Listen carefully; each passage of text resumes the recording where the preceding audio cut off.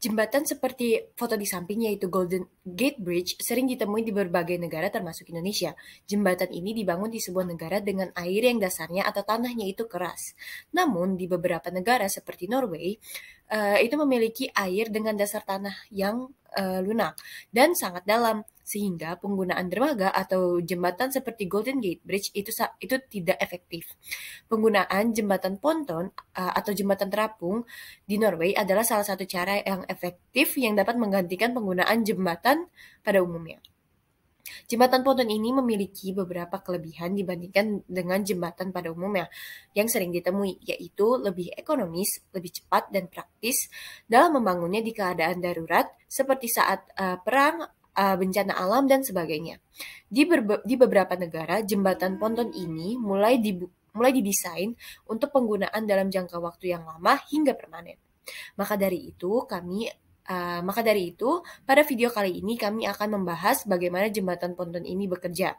Penggunaan dari hukum Archimedes yang memanfaatkan udara untuk menjadikan jembatan ini dapat terapung serta mengangkat beban maksimum pada jembatan.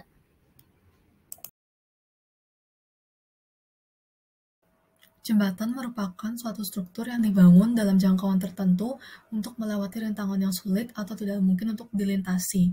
Rintangan tersebut dapat dikategorikan seperti air, lembah, jalan, rel, dan lain-lain. Untuk mendesain jembatan, desainer harus memperhatikan faktor-faktor akan kesuksesan pembangunan jembatan tersebut, seperti medan jembatan, fungsi jembatan, material yang digunakan, dan juga budget. Namun, di balik semua faktor-faktor tersebut, ada istilah teknologi jembatan yang dari kurun waktu ke waktu mengalami perbaikan struktur dan konstruksi. Di balik struktur dan konstruksi jembatan, ada aspek teknologi yang membantu jalannya pembangunan jembatan.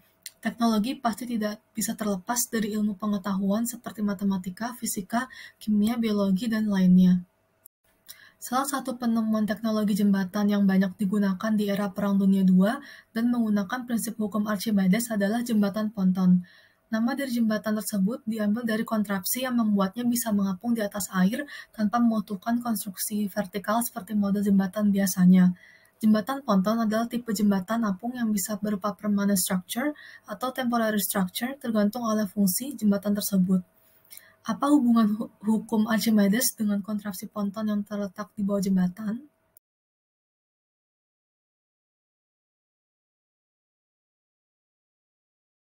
Apa sih jembatan ponton? Jembatan ponton adalah kumpulan drum-drum kosong yang terjajar di atas air untuk menyeberang, membentuk seperti sebuah jembatan. Pembuatan jembatan ponton menggunakan hukum Archimedes.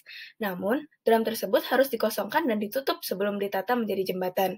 Dengan begitu, massa jenis drum lebih kecil dibanding massa jenis air, sehingga jembatan ponton dapat terapung dan mampu menahan beban yang melewati jembatan tersebut.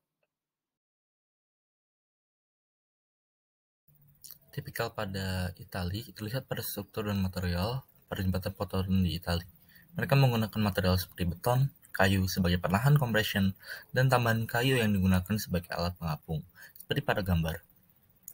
Dan beberapa baja pada sisi samping kiri dan kanan sebagai penahan tension yang ada pada jembatan, sehingga jembatan dapat digunakan selayaknya jembatan pada umumnya.